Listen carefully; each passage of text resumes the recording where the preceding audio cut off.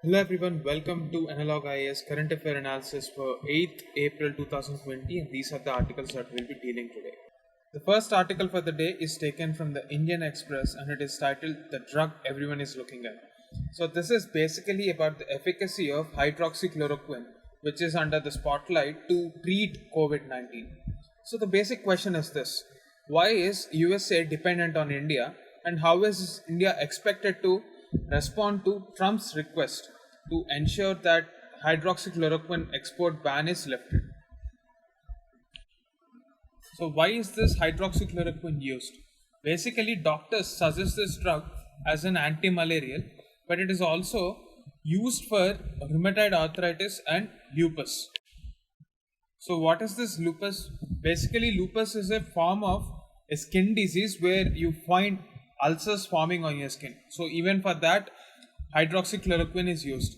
Also, we'll use it for rheumatoid arthritis. What is rheumatoid arthritis? Rheumatoid arthritis is a chronic autoimmune disease. What do you mean by autoimmune disease? Our own immune system attacks our own body because of a possible virus that triggers an attack on the immune system.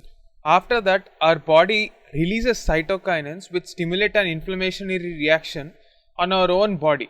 So as a result, what happens is, in arthritis, our joints become stiff and there will be certain deformities also. And all this is because of a initial virus trigger which might eventually leave the system, but the body response will keep on continuing. In a normal situation, nearly 80% of the hydroxychloroquine produced within our country is exported. We only use 20% of the drug annually. But this is an extraordinary situation, and therefore the government, keeping in sight the damage that COVID-19 can pose to our population, decided to ensure that the drug is available at all particular points of time. However, upon the request of the United States President Donald Trump, our country has lifted the export ban. Now, what is the efficacy of this particular drug? So, azithromycin, when it is mixed with hydroxychloroquine, according to the International Journal of Antimicrobial Agents, the scientists in France said that there was a significant improvement, and 20 cases which were treated showed a significant reduction of the viral carriage. ICMR has issued an advisory recommending the use of this particular hydroxychloroquine in asymptomatic healthcare workers. In this particular advisory, ICMR has also recommended that doctors can prescribe hydroxychloroquine as a drug for household contacts of the COVID-19 patients.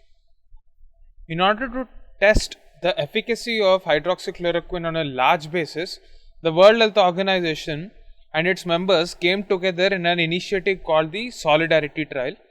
India is indeed a part of this initiative. So, the experts in healthcare sector with respect to these trials are saying that the results are yet to be announced. So, within this time, it is okay if health professionals use this particular drug to avoid any infection, but it is not okay for general public to use this medication without proper prescription. So this particular drug has been moved to Schedule H1 status. Now what is this Schedule H1 status? So without a prescription, no medical shop will give you this particular drug. So every time you need a new dose, you will have to get a new fresh prescription. So these are some of the important details of this particular news item. So from prelims perspective, you have to know what a Schedule H1 drug is and what is its impact and what is the Solidarity Trail all about. The second article for the day is taken from the Live Mint and it is titled A Production Model That Could Guide an Economic Resumption. The COVID-19 crisis has shown us how integrated our world today is, and because of this fact, the fact that global value chains decide our production patterns has disrupted our economic systems. Whenever an economy performs badly, there will be two kinds of reasons. One, there is demand shock, and other is supply shock. So currently we are witnessing a strange situation where both supply shock and demand shock exist together. That is, people don't have the money to purchase anything, nor do we have the raw materials and supply of materials to ensure that we produce enough for this population. Now, in the event of a lockdown, the real question is whether we should extend the lockdown or not. The bigger question we have to think about is how to get out of this lockdown, how to operate our economy in times of uncertainty, because even after this lockdown, the COVID-19 crisis will continue to persist in different forms. So, if you have to take a look at certain models that can ensure supply of raw materials, you have to take two different scenarios. If you want to take a simplistic view of a economy considering two sectors, that is agriculture and industry, various experts have suggested that we either have to function when one industry is operating, the other industry should be shut down, and vice versa. And the second model says that both agriculture and industry should be allowed to function with social distancing, but at a half of their capacity. In either of these scenarios, the first scenario is very dangerous, because imagine a scenario where agricultural labor are on the field and farmers are on the field and we don't have industry operating to support them. We can't get access to fertilizers, seeds and various other extension services that are required for agriculture. Similarly, imagine a scenario where industry is functioning and we don't get the raw materials required for production from agricultural sector. So this scenario is not an ideal scenario. So second case, that is allowing both agriculture and industry to work at half their capacity, is a probable starting point. So this is basically a very simplistic view of the economy, and we have more than two sectors in our economy.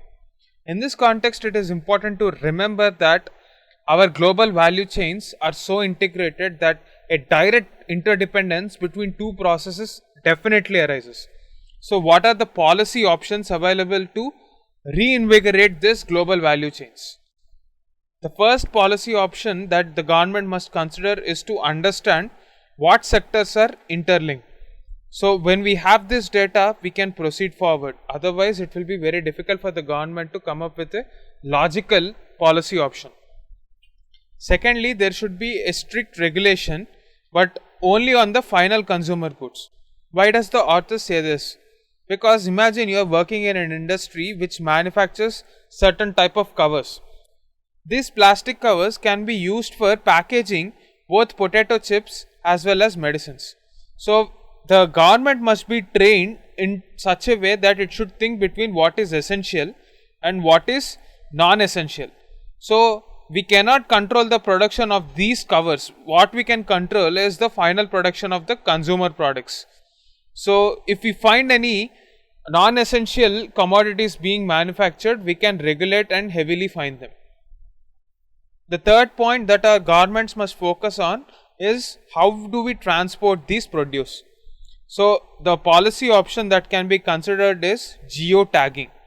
We have to geotag big companies, and transportation companies should be linked to these big companies, and thus we will know about the movement of goods. So these are the main policy options suggested in this article.